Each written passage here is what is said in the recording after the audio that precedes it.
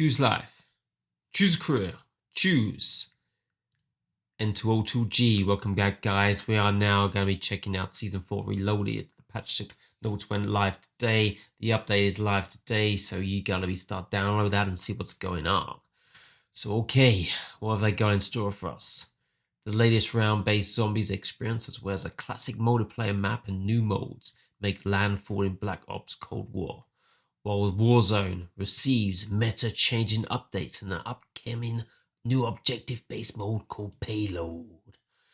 So right, guys, we're not worried about events, modes, no, maps, no, red doors. Further intel suggests that these red doors will appear redacted and take you to redacted. Okay, so a new location. General, new prestige items added, calling cards, emblems. The kill chain perk now increases the chance to obtain all Warzone kill streaks from loot. Gameplay. Loot that spawns across the danks has been adjusted as follow. New gulag loadouts. Okay, that's cool. The sentry gun kill streak can be found in red door control rooms. Nice. The specialist token is now slightly more common in core battle royale. Interesting. Combat bow kill streak damage has been increased. It will now down enemies who are a direct hit. Nice. Players will now drop their current equipment directly behind them when looting a loadout. That's cool, because usually when you get your loadout, it's all together and it's a pain now to sift through what you're after. Cool. Very good update. Vertical camera movement will no longer be locked when sliding on a downward slope. Sweet. Dirt bike updates wheelies. Lean back to lift the dirt bike and initiate a wheelie. Lean forward to increase steering sensitivity and allow the dirt bike to firm sharper turns. The dirt bike now supports leaning forward and backwards in the air as well, so make sure to position yourself for that perfect landing. We are excited to share that we are planning the debut of 2 new Warzone specific perks. Alongside them, High Alert will also be receiving an update that allows players to hear dead silent footsteps. Nice. Until then, we may see a weapon make its long-awaited debut in Verdansk. Bug fixes. Fixed an issue where the PS5 120Hz mode couldn't be activated while HDR was enabled. Okay, bugs. Not worried about those. Dirt bike issues. UI, UX, and more. No. Accessibility. No. We want the nitty gritty. Here we are. Weapons. New weapons. Black Ops Cold War. The OTS-9 submachine gun launch week. Fully auto SMG. Impressive fire at closer range with good visibility while firing. Reliable recoil control with a smaller magazine size. So this gun looks like it will dominate, but the magazine size can be an issue. So it'd be specific maybe for solos, potentially duos as the gun to go for. But apart from that, for trios and quads, potentially not such a good gun. Unlockable via the store, bundle, or the following in-game challenges. Using SMGs, kill 2 or more players rapidly in 15 different completed matches. So if we've got Nuketown and Multiplier, and then that's probably the one to do it in. That's going to be the easiest. Mace melee in season. Brutal new melee weapon arriving later in the season. Unlockable via store or in-game challenge. Here we go. The following changes are our first major step towards increasing the average time to kill within Warzone. It is important to note that these weapon adjustments were not made in a vacuum. When evaluating individual change, some may seem quite drastic, but they were made holistically and in a way that supported a lockstep increase in average TTK across multiple weapon categories. Torso multipliers were a considerable focus of these changes, with how often they would act as flat damage increases given how consistently that location could be hit. With reductions to these multipliers, we are placing a bigger emphasis on precision, a move which we feel is ultimately healthy for the game. Statistically, there will always be a best weapon. That is the nature of a competitive game. Players will seek out and employ any advantage they can. Regardless of how minuscule it may be, we will take great care to ensure that the best weapon never overstays its welcome and has effectiveness that scales with the skill of the handler. Conversely, there are also a great deal of players who prefer a myriad of options to choose from. Our goal is to provide exactly that. We will continue to compress outliers, both over and underperforming, until each weapon is viable at the very least. We do not want players to feel they are at a distinct disadvantage for not conforming to the generally accepted best weapon. We will closely be monitoring weapon performance to ensure that the game is in a healthy state following the biggest balance update in the history of Warzone. Okay, massive changes are afoot. Assault rifles. The AK-47 Black Ops Cold War headshot multiplier decreased from 1.62 to 1.5. Upper torso multiplier decreased from 1.2 to 1. So they've nerfed this gun slightly, well, massively for the headshot and slightly for upper torso. This gun had a hard recoil to control, so not many people will be using it, but was very good as a short to medium range gun. The AK-47 Warzone, pretty much not seen this used. Upper torso multiplier decreased from 1.2 to 1.1, so kept it in line with the Black Ops Cold War multiplier. The C58 Black Ops Cold War gun. This gun was pretty much the second version of the CR56 AMAX and was performing better in all other ranges on that side. Headshot multiplier decreased from 1.60 to 1.858. So that's a bit of a nerf, but not massive. So still very good if you get those headshots in. The upper torso multiplier decreased from 1.2 to 1.1 and 1 to 1. And the lower torso damage decreased from 1.1 to 1. So the lower torso slight change and the upper a little bit more. So it's going to take maybe a couple more bullets to get that damage in. The maximum damage range increased by 8%. Okay, so this gun clearly will be a good medium to long range gun, and the recoil is increased slightly. So it'd be interesting to see how much that's increased in terms of how it's going to perform, but definitely going to be better than the 55 AMAX. Let's see what they've done. Headshot multiplier increased from 1.5 to 1.55. So not as good as the C58, quite clearly. And the upper torso multipliers decreased from 1.1 to 1.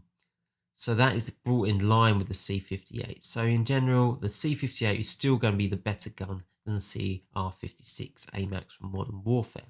The assault rifle Bravo in Modern Warfare, the headshot multiplier decreased from 2.05 to 1.62. And the upper torso multiplier decreased from 1.2 to 1.1. Okay. The Farah 83 Black Ops Cold War. We know this is the gun that everyone's been using in Warzone and Rebirth Insurgents. The maximum damage decreased from 31 to 29. Okay, so this gun take quite a few hits to take down the shields and down someone. So now they've decreased the maximum damage as well, and also recoil is increased. So trying to knock that gun off the top spot and try to make other guns more viable, like the C58, bringing it in line with that as well so far. So the FFAR Black Ops Cold War, which pretty much was one of the best guns to be using in previous seasons, they've decreased the headshot multiplier from 1.5 to 1.4, maximum damage decreased from 27 to 25, minimum damage decreased from 25 to 23, maximum damage range decreased by 20%, and neck multiplier increased from 1 to 1.2.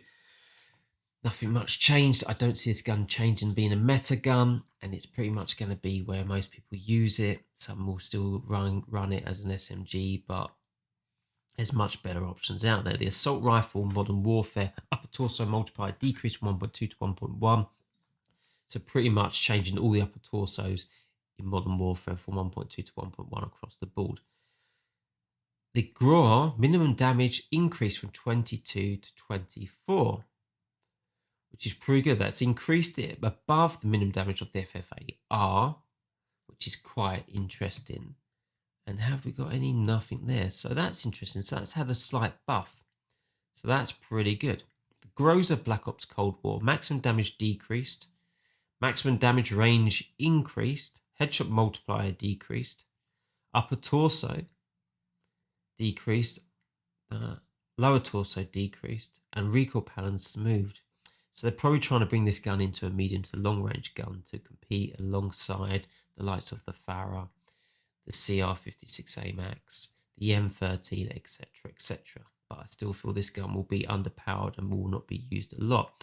The Krig, minimum damage increased from 25 to 26. Nice. This gun, in terms of, this would probably rank in the top 3 assault rifles with the Farah the C58 and the Krigbeen, a very nice gun from 20 meters onwards or 25 meters onwards. So increasing the minimum damage increase also is a nice buff for this. So that's pretty good. So that's very nice. So that'd be interesting to check out. The M13 Modern Warfare, minimum damage increased from 19 to 20. Great gun, little to no recoil on this gun, so a nice increase. So those that haven't got Black Ops Cold War can use this one. So this will maybe send itself back into the meta, or one of the gun that might be more viable, but still probably isn't a contender. The Assault Rifle Charlie Modern Warfare, maximum damage decreased from 28 to 27. The minimum damage increased from 22 to 23.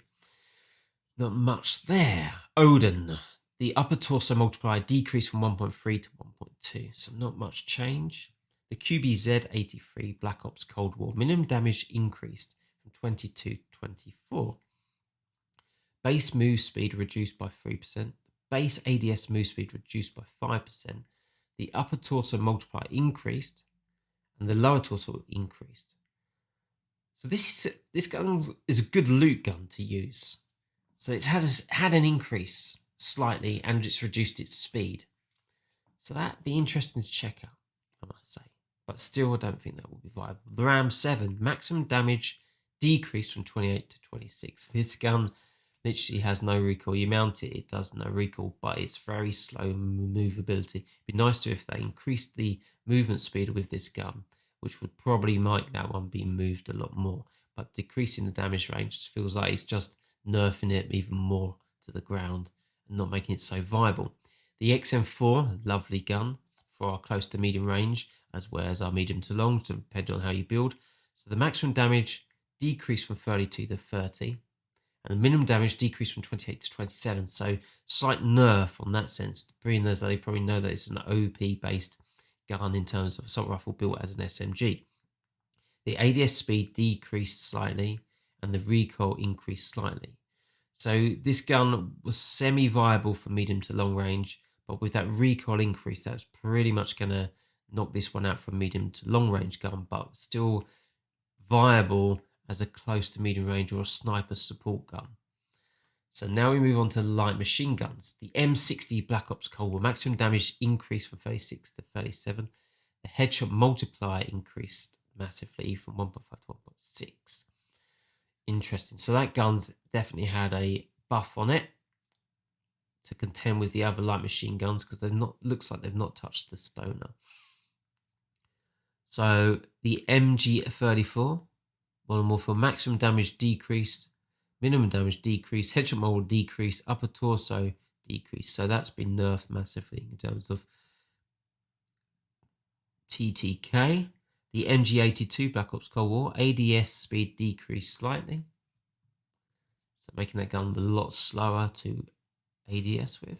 The light machine gun Alpha Modern Warfare, maximum damage increased, maximum damage range decreased, upper torso multiplier decreased from 1.1 to 1. Okay, so they've nerfed that gun slightly. The SA-87, they've decreased the upper torso multiplier.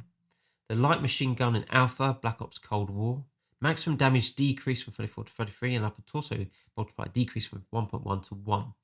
So another nerf there. Sniper rifles, the Swiss. ADS and animation updated. Okay, we'll have to see what that entails. Now shares a base reticle with the ZRG 20mm.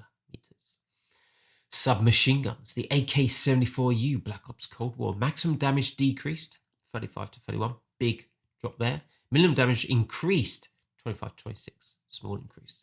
Headshot multiplier decreased from 1.62 to 1.6. The upper torso multiplier increased from 1 to 1.1. And bullet velocity increased by 5%. Nice. Making this gun possibly more potential as a good SMG to be using, alongside the Mac 10. Okay, or the Black Ops Cold War gun MP5, one would say. The submachine gun Alpha Modern Warfare, minimum damage increased 25-26. Same as how they done with the one AK-47 above, as you can see. Headshot multiplier decreased from 1.62 to 1.47. So that's a big difference. Big difference. Okay. The Bullfrog Black Ops Cold War, Maximum damage decrease from 32 to 31. Headshot multiplier decrease, so they've nerfed those, but they've increased all of the limb damage. So before, this gun was very, very good if you're just doing chest shots and if you landed a couple of headshots in. But now you're getting more shots for limbs as well, which is nice, but it's not a massive difference. The KSP, the headshot multiplier decreased from 1.62 to 1.57. It's a burst gun, so not viable as an SMG in close to medium range. The LC-10 maximum damage decreased from 30 to 27. So it's decreased the power of this base with the Bullfrog. So the Bullfrog is clearly going to be more powerful. The minimum damage decreased from 25 to 24. And the headshot multiplier decreased from 1.62 to 1.55. So this has had a big nerf on it, pushing this out for like one of the go-to SMG guns for close to medium range. The MAC-10 Black Ops Cold War gun maximum damage decreased from 24 to 23. Has a massively fast TTK and the bullet velocity is incredibly insane. That's why the maximum damage is probably reduced because this gun does shred. The minimum damage decreased from 20 to 19. Interesting. Really open up the SMG ranges here for those close to medium range gunfights, meaning that everything's bringing everything into a par.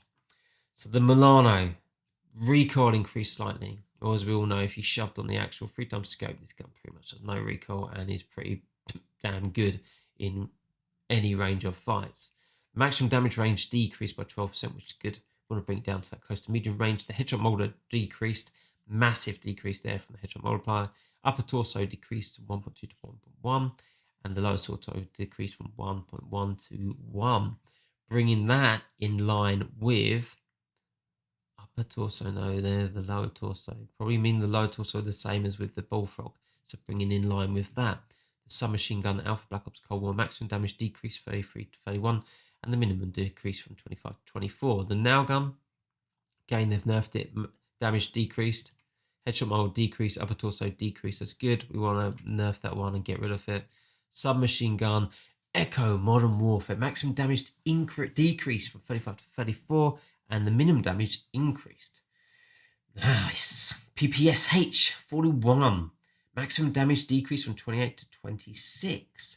The ISO Modern Warfare minimum damage increased from 20 to 21. Submachine gun Delta Modern Warfare minimum damage increased from 25 to 26. All of them same, 26, 26, 26. Everything's being brought into line. The Fennec damage decreased 25 to 24, 20 to 19. Tactical rifles decrease across the board for headshot multipliers. All being roughly in line. Tactical Charlie 1.8 to 1.7, M16 to 1.6, and the Carve. So that means the AUG slightly better. Attachments. Black Ops Cold War sniper optics with 4x scoop or greater magnet will now state that they have optic glint, which is cool when we're checking those out and adding them in. It's a good addition, and that pretty much, guys, sums up the Reloaded update.